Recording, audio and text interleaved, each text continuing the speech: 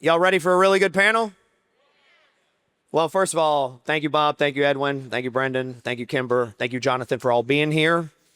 This is a tradition that we started about 4 years ago of bringing all the heads of all the associations up here, just so that people understand that we are a lot more similar than we are different.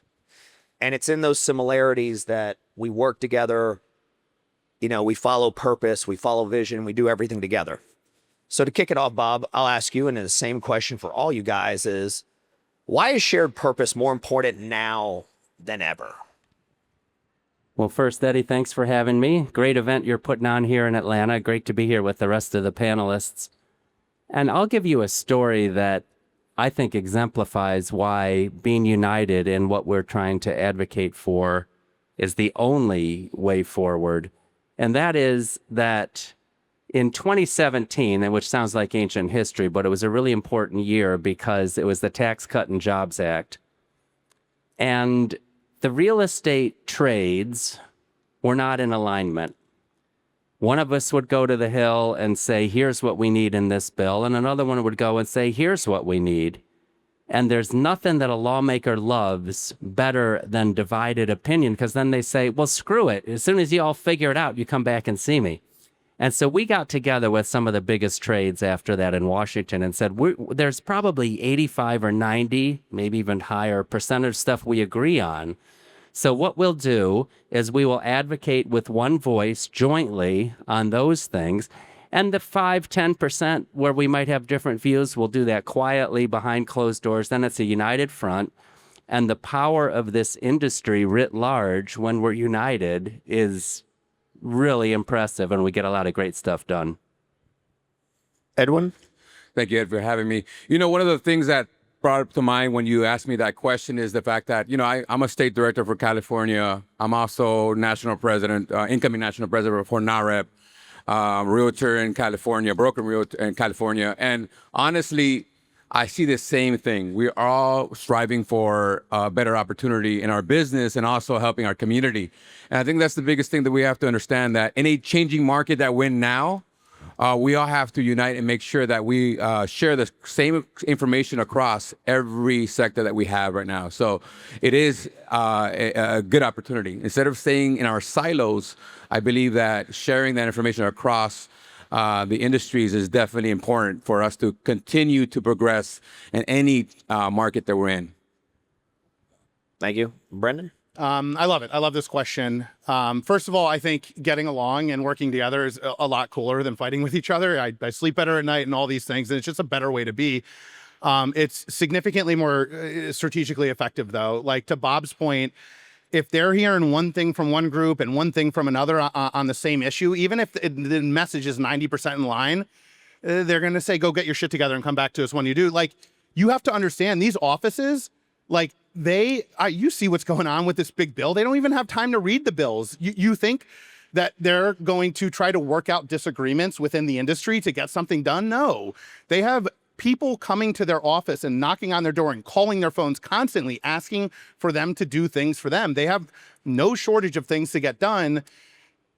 And when we show up as a unified group, and all of us and all the weight of all the constituents that brokers and bankers and everybody represents, it means a lot, and it feels a lot more powerful than just one of us going. All of us going at the same time, and frankly, that goes beyond the just legislatively or channel wise in DC. Guess who doesn't care whether you 1099 or W-2? Guess who doesn't care what lender you work with? None of these things matter. Whether you're a true broker or non-delegated correspondent, these are absolutely irrelevant in DC. I'd argue they're irrelevant anywhere, but like, if you're going to argue about it, keep it on social media. It's so important that we stay unified otherwise. Like, I can't stress it enough. Like Bob said, I've been in this business almost 40 years, and throughout that time, it's been so splintered and brokered that when we're not together, our members look and say, who am I supposed to listen to? What do I do? we're all different. We all have unique. Our memberships have someone that's different, but now more than ever, the shared purpose with what's happening in Washington, D.C., what's happening with our members, we've got to make sure that we're one common voice on some of the big issues. And I think that we missed that. And you did come along in 17 and NAMB joined and we became a part of that and really got that voice. And if we don't have a shared purpose, nothing's going to get done. I remember when I got into business, I'm like, why don't we get anything done? And someone reminded me of what they called the pig farmers. And they said the pig farmers got stuff done. Why? Because they have one voice and they all come up and they all show up and it doesn't matter. And I think no matter where our differences are, if we don't work together, we're not going to get anything done in legislation. And it makes a big difference. And we actually have more common goals than we think as this group up here. And we're for sure all here for the consumer and for our mortgage industry. Yeah, everybody wants to see consumers get into homes. Nobody wants to see the manipulation. Nobody wants to see the bad apples that are in this industry. We can't ignore that there are bad apples. From a shared purpose perspective, it's about aligning on what is the bigger picture amongst all of us. We're all going to have different things we're focused on individually when it comes to our associations.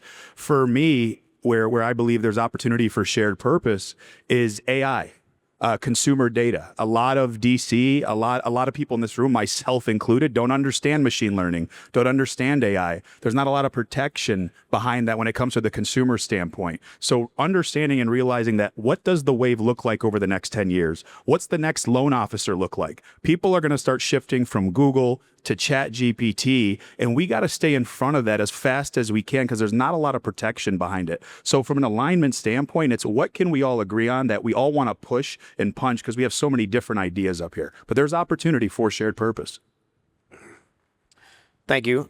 Jonathon, I got a question for you. Just kidding. You know, where do you see the broker channel growing for the rest of 2025 and going into 2026? It needs to be cash out refinance opportunities, and we got to stop. I speak to a lot of mortgage brokers, and here's the difference. I worked at Rocket Quicken for 6.5 years or so. I learned a lot.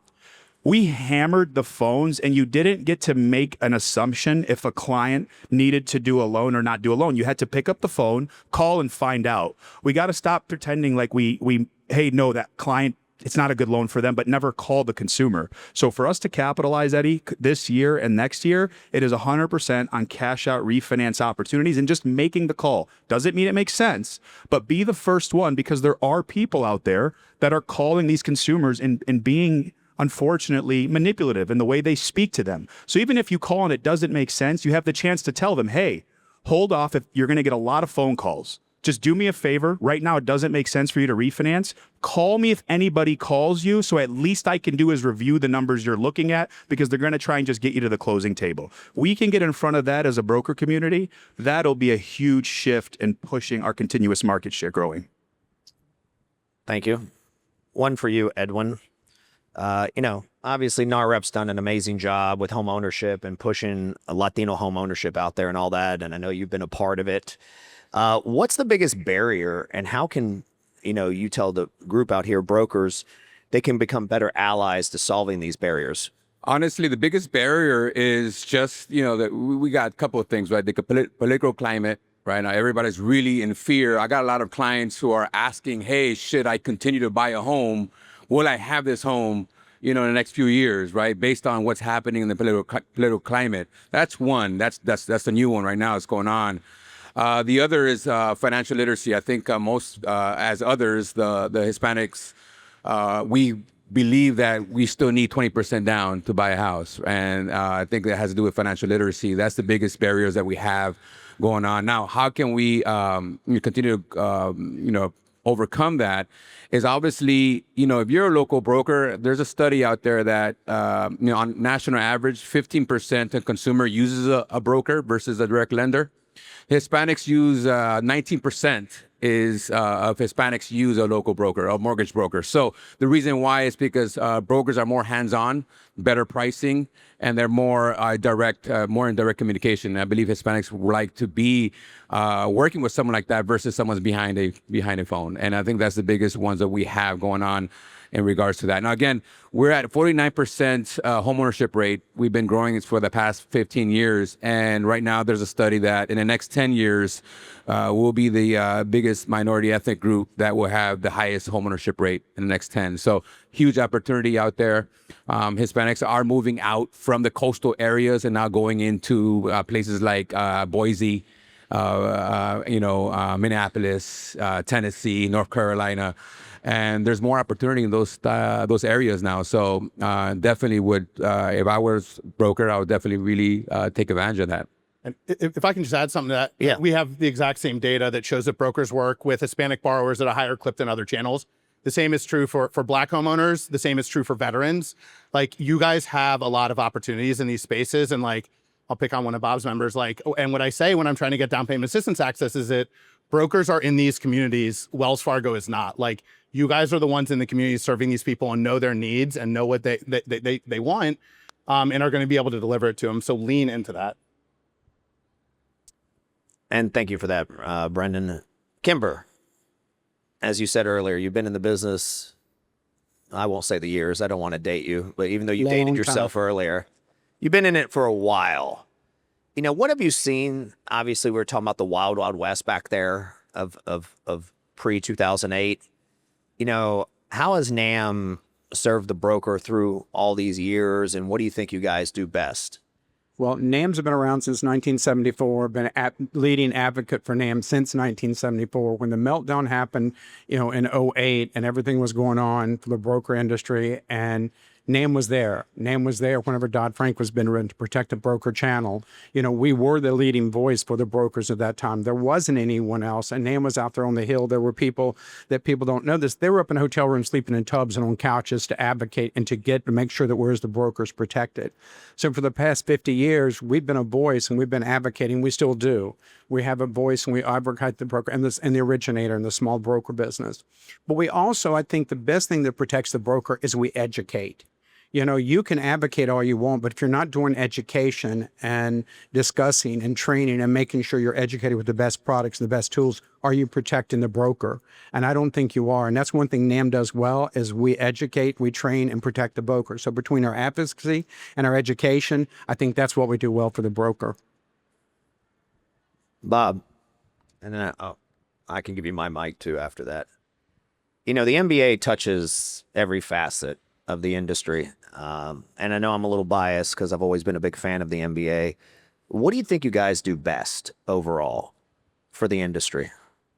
Well, it's one of our biggest challenges, or for me personally, is to run an association that's such a big tent, right? We've got all capital sources, all sizes, all geographies. And we try to, our true north is on making the mortgage finance industry better for all segments. And so when somebody says, oh, you only cater to the big banks, or you only cater to the IMBs, or you're focus all this time on servicing, we do all of that in a way that makes mortgage lending better, and really importantly, brings more capital sources in to bring the price down for the borrower, no matter which channel you select. And so I'll give you one brief example. You guys probably don't feel like you're directly touched by Basel III, which was the proposal to raise capital for the banks quite substantially during the Biden administration. But if that had gone through as proposed, the value of mortgage servicing rights, which is a really important part of pricing for all segments, very much including the broker segment, would have been hurt dramatically. So when people say, geez, Bob, why are you talking about Basel III all the time? It doesn't affect me. It very much affects the entire business. And so we try to keep our eye on anything that has a negative impact writ large. And then if we do that and we succeed in our advocacy, which, by the way, we very much did on Basel III, that thing is dead. It helps everybody in the ecosystem. Yes. And for all you guys that don't understand mortgage servicing rights, pretty much every lender's margin, especially on the wholesale side, comes from the mortgage servicing rights. And actually, a lot of times it's dipped into it. So if that would have gotten affected, that would have drastically affected everybody in the whole industry. And we already know how, even though I still believe interest rates are pretty low to historical numbers, we already know the mental effect that that's done. So just to give you guys some perspective on how important Basel III was and what Bob was talking about there. I think we're going to have a lot of disruption here at some point in the industry. I'll start with you, Bob, and then we'll go that way. What's one way that, as best as we can prepare for it and try to defend against it or ride into the storm? I was at a recent event where the moderator asked me a question about the combination of Rocket and Redfin and Mr. Cooper. And this is really topical because just today, some various, let's just say left-leaning senators, Elizabeth Warren, Bernie Sanders, others like that, sent a note to the Federal Trade Commission and Department of Justice saying, you got to stop this merger. This is the end of the world and there'll be no more competition left in the mortgage business. If this merger goes through, that combined entity will touch 1 in 6 borrowers. That leaves 5 out of 6 for everyone else. And that concentration compared to many other industries in this country is pretty small. And the reason I say all that is because there is still room. I've been at this 40 years. I've been through multiple disruption events. And I'm probably the only one in the room who remembers that Sears owned Coldwell Banker Real Estate, and Tina does, Coldwell Banker Real Estate and Allstate Insurance. And this was supposed to be this vertically integrated behemoth that was going to take over the world. Well, we all know where that went. I was there when we were all afraid of the Amazonization of the mortgage business. And we were all sitting around in a conference moaning about all the compliance and the regulation. And I said, that is a nuisance in our industry, but it prevents people like Amazon from coming in and dominating it. So I'm really sanguine about the future of this business and everybody's role in it, because you all can out-hustle, out-shoe leather, out-serve your competitors, and there's going to be plenty of room for everybody. Edwin? As far as disruption, the only disruption I see happening, if there is one, it would be AI, right? And I think that's the biggest thing that we see. The market's going to change, but I think overall the broker channel has competed fairly well against the direct lending channel. But going back to the AI, if AI was the horse, and we're talking about horse replacing the human, I rather see it that we rather get on the horse and ride the horse. And that means ride the AI and use it to your own advantage. That is the biggest thing. You got to see the opportunity, not as a fear, not as a threat, but seeing and understanding how can we utilize and leverage AI to give us that competitive advantage, because it's all about that. It's in any change in anything, markets, industry, there's always is an opportunity. And we're able to have that lens to seek out the opportunity and everything else is blurry, then we're going to continue to go ahead. And honestly, that's the biggest disruption I see. But again, we've overcome many of them in the past as brokers. So when I hear this question, I think about the next disruption that's going to happen, whether it's economic crisis or whatever has legislators and regulators wanting to tear our industry apart and make us the bad guy. And I have no idea what that's going to be, but it doesn't matter because the answer is the same. How do we do to prepare for it? We get there now. Like, we're there now. We're in DC constantly. We're meeting these people so that when the shit does hit the fan, we already know them. We have relationships with them, and we're not showing up when the house is already on fire and everyone else is telling you that they started the fire, and you're like, no, I didn't. It doesn't matter if you have logic on your side or not. Like every other industry in this country, DC runs on relationships. And how do we get there? How do we get this seat at the table that we need so that when things do go wrong, we can be part of fixing it offensively rather than just trying to stop everything from coming at us like it has in the past? And the way that we do that is a number of ways, like whether it's NAMB or the back, or we're down in DC constantly. I'm down there once a month for at least 3 days. I'm taking meetings constantly. And the way that all of you do it is a couple ways, but one, show up once a year. Every organization up here has a fly-in once a year into DC. It's great. I'm running around once a month, 3 days out of the month, talking to offices saying broker channels 1 out of 4 mortgages, we're this, we're that. And then if we show up and it's crickets at the annual fly-in, like that's great. Like if you care enough, you need to show up. And I appreciate the thank yous, and I know they are heartfelt. The back does not run on thank yous. It runs on money. So if you care about this stuff, $5 a month goes unbelievably far away. Look at, if you're like, why do the brokers get treated this way and bankers and realtors are able to do this? All of our associations, the finances are public. Go look at it. Go look at the money discrepancy and ask yourself that question again. Why is that the case? You got to step up. If you care about it, you're going to have to pay a little bit for it. And I can't stress that enough, whether you're giving money to the back or to NAMB or to MBA or whoever it is, you've got to pay a little bit for it. I've never seen a bigger group of capitalists in my life than mortgage brokers turn into the biggest group of socialists when you ask them to pay for something they don't feel like they should have to. And it's true. We got to get over it. $5 a month. So there you go. That's how we do it.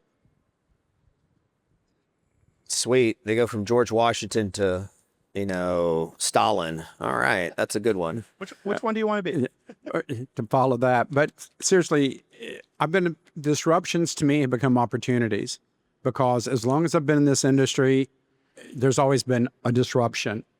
And if I was listening to the disruptions, and that's especially what we need to do with all of our mortgage brokers, all the people in the industry, don't listen to it as a disruption. Have it as an opportunity. I've been through 40 years of it myself, like Bob, that I shouldn't be here. You're not supposed to be here. You're going to get replaced. You're going to be out of business. How do we handle that? In 2020, we all remember COVID. It was my first presidency at NAMB. How many of us would have ever thought we'd been doing Zoom meetings and doing Zoom and chat and all this stuff in 2020? Because we were told we were going to be replaced by online applications. Anyone remember that? Online's going to take you over. It didn't. It made us better. It enhances us. So the way that as an industry we can fix disruptions, and I call opportunities, is educate, train, stay ahead of. We talked about AI. And I was in a national conference and I spoke about AI. And my big thing was AI is going to replace you. When everyone came over and looked at my charts, they were flabbergasted. And I said, AI will replace you like anything else if you don't learn to ride AI, if you don't learn the technology, if you don't learn to be that loan officer, if you don't learn to be those industry leaders. And I think that's the difference. That's how we stay ahead of disruptions, but don't think of them as disruptions. Think of them as opportunities. They may be small challenges, but we've survived this industry a long time, and we will. And if we're organizations up here together and we work to educate, to train, to advocate, we'll get through anything. When it comes to disruption, the first thing you got to understand as a loan officer across the board here is we got to be a lot more honest with ourselves, first and foremost. And what I mean by that is this, like, one, you don't own your clients. You don't. It's not owned by us. When you write that loan, it's not yours. It goes to the servicer, and they have to protect their books of business all the time. This is a real thing that happens. So we got to admit that to ourselves first. Okay, so that happens. Companies have to do what's best for them. That's a fair statement. So what are you going to do to set yourself up to make sure you're front of mind? What are you going to do to make sure that all this marketing that's going out, there's so much marketing occurring right now across the board. It doesn't matter. Retail, brokers, non-delegated. The marketing is everywhere to get in front of your consumers and educate them. So what are you doing to stay in front of them? Now that takes you into the AI channel. There's still people I talk to your point, Kimber, that will say, yeah, it's just not going to replace me. It's not about replacing you. It's how can you leverage this to get over the hurdles that you complain about and that upset you and that bother you? What can you do with that AI? What can you do to make your life better? It's a lot cheaper now than it's ever been.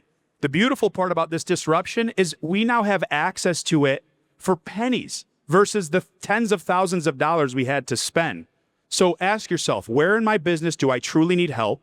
We're all trying to put food on our tables for our families, create a legacy for ourselves. Where in my business do I need the most help? As opposed to complaining, one, find organizations that you align with, but two, put a plan together and ask, what can I do moving forward to get in front of this disruption? It's going to happen. Nothing we can do about it. I've seen it at the highest level possible when I worked in retail. And by the way, it's a good thing. Why would you not want to be in front of a consumer when they're ready to do something? Why? When I was in retail, let me give you one story in retail. We at the time, we owned the servicing rights for this client. We also could see the credit card spends that the client had. So when the client's spending money and their house is appreciating in value, we reached out to that client for a potential cash out refi. The client did the loan. And that's what owning all that data could mean to you. So again, you all can leverage it. There's a lot of fintech companies out there that give you this ability now for a fraction of the cost. Take a look at it and make sure you have it dialed in. Parting shots. Whoever wants to go first. What do you want to leave with? What do you want to leave the audience? Whoever wants to go first. Well, I'll start, Eddie, just on the thing that one of our former chairs jokingly said has been a top priority of the Mortgage Bankers Association since the late 1890s, GSE reform. And I know we keep talking about it. It goes in, it goes out. It's more on the front pages today because of the president's recent social media posts. And we Pulte. Sorry? And Pulte's comment. And Pulte, yeah. Yeah. And so we all, and everyone in the room, has to keep our eyes on the prize, which is whatever form the GSEs take post-conservatorship, that it does nothing to increase the cost of credit to consumers. We believe that means you need an explicit guarantee legislated by the Congress so that they're kind of on similar footing with Ginnie Mae for your FHA and VA loans. It's possible there's another way. I haven't heard it, but it's possible. But we'll continue to say Congress has a role here. And back to what Brendan was saying earlier, when we go on the Hill, if one group says, meh, I don't know, maybe it's okay without that, and we say, no, we got to have that, I don't know, that's not going to have a good outcome.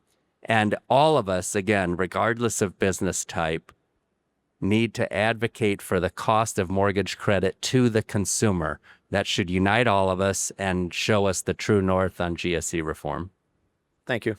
Like, just real quick, who hates trigger leads? Right here. Yeah. Okay. So you can do something about it. Let me just very quickly tell you what happened, where we're at, and what's going to happen next. So trigger lead legislation had been introduced for years, Congress after Congress, not a ton of traction. Last year, industry banded together, largely a couple changes, important changes to the bill, but like, I think it is an absolute testament to, on a coalition with NAMB, on a coalition with MBA and a lot of other industry groups, ABA, pushing in the same direction, getting the same message out to legislators and out to all of you, and all of you reaching out to your legislators. All this matters. The bill went from past years of essentially no support, no co-sponsors, no nothing, to 160-something co-sponsors, passed in the Senate, came damn close in the House. That might sound like failure. It's not. It's massive progress. I don't think any of you think anything happens quickly in DC, so I don't know why you would think that is a failure. It is unbelievable progress, and it was introduced at the beginning of session this year, already over 140 co-sponsors. It's looking incredibly good in the Senate, minor issues in the House that are getting worked out. It is time to kick the door down. We just got an awesome update in the House. Next week, it's going to be something called markup. It officially happened about a half hour ago. You can ask me about it at the booth. I'll tell you about it in more technical details. It's a really big deal. It is a necessary step for legislation to pass through the House. And it happened a half hour ago. It's massive. These call to actions that we ask you guys to do take 30 seconds. You can look up who your legislator is. If they're on the legislation, you can send a thank you email. If they're not, you can politely say, I'm a constituent. This is important to me. I cannot tell you how important it is. We can look at the data from co-sponsors on this legislation that we might not have met with, and there's a direct correlation between how many call to action letters they're getting. If you hate trigger leads enough to raise your hand when I ask you to, then you hate them enough to take 30 seconds to do something about it. So that's what I would ask you to do. Come by the back booth. NAMB has call to action software. So does MBA. I don't care. You do all three. You got to do it. I think takeaway number one is exactly like Brendan said, action.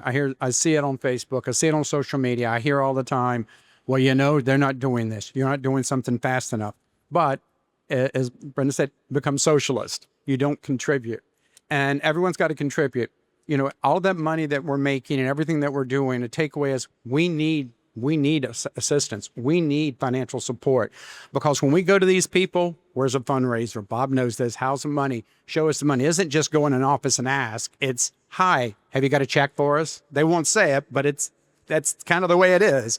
And it is. It goes without saying. But also, going into where you're going right now, a lot of you got into this business, I believe, pre 18, 19, 20. It was easy. I call it the gravy train. Money, money, money went. Now is the time that you have to educate more than ever, and educate with yourself. Get involved with your local trade associations. Get involved with your state. There's national associations, but be involved, be a part. This is the best thing. Reach out to your lenders. Take advantage of opportunity of lending. This industry is going to grow. I think the broker channel is going to grow. It's starting to grow. I think we have one of the best opportunities that we can. I think, believe it or not, people can say what they want to about the administration, previous or past. I think some of the biggest opportunities that we have are ahead of us in our industry that can probably take care of some of the roadblocks that we've had in the past if we do it right. But I think for us, we just have to keep on, block out the noise, work with your associations, and make sure that you're educated and know that day by day, you always have a bad day, but things get better. Yeah, well, I'll leave off with this. I mean, you know, if you're aware of NAHREP, NAHREP is the largest Latino trade association in the country. And if you're aware of NAHREP, and I would urge you to be part of that chapter in your local market. The reason being is because we're obviously going out there, taking these Capitol Hill visits on a yearly basis, talking about immigration reform, talking about, you know, down payment assistance, talking about credit access. And that's the biggest thing that we have. So, and it's across the issues across the board. It's not just among Latinos. And one of the things that we have to understand is that, you know, there's a bright future if we actually start advocating that way. You know, as far as the year for us and what we're doing now is focusing on entrepreneur and understanding that we have to help ourselves first before we help the others. Just like when we're in the airplane, we have to put the the mask on us first before we help our kids. Same thing, help you first before you start help others. And I think that's going to be a longer gain over time with the community. So biggest thing there is continue to educate the community. And in there, at that point, that is the essence of the American gift. And is that, right? The American dream is when you're sleeping, but you wake up, you have the American gift in front of you. And that's the biggest thing that I have. The biggest thing is, look, the average loan officer across the board, broker, retail, not writing a lot of loans. There's not. The loan officer count continues to drop. It's going to drop again next year. We got to get in front of specific like state agency programs, understanding MRBs, mortgage revenue bonds, how to get more brokers involved in understanding that and how to open that door. Because when you can open that door, you can get rid of the TPO surcharge. You now have the ability to help a lot more consumers that need these down payment assistance programs, but it might not work on the retail side. And that's okay. And there's some that do work on the retail side. But giving us a chance to open that up to the broker community, I think would be such a wonderful opportunity. There's a lot of red tape with it because there's a lot of risk that these servicers are taking. And so we just got to be able to go to them and have the conversation, not from a place of conflict, not from a place of you do this or else, but it's, hey, listen, here's what we're running into. Here's what we're seeing. We just want to help consumers. So help us get to that place because all of us can agree we got to get them into homes and make it an easier process for them. Thank you, guys. Obviously, thank you, everybody. Please give these great gentlemen a round of applause and appreciate everything. Thanks, Jordan.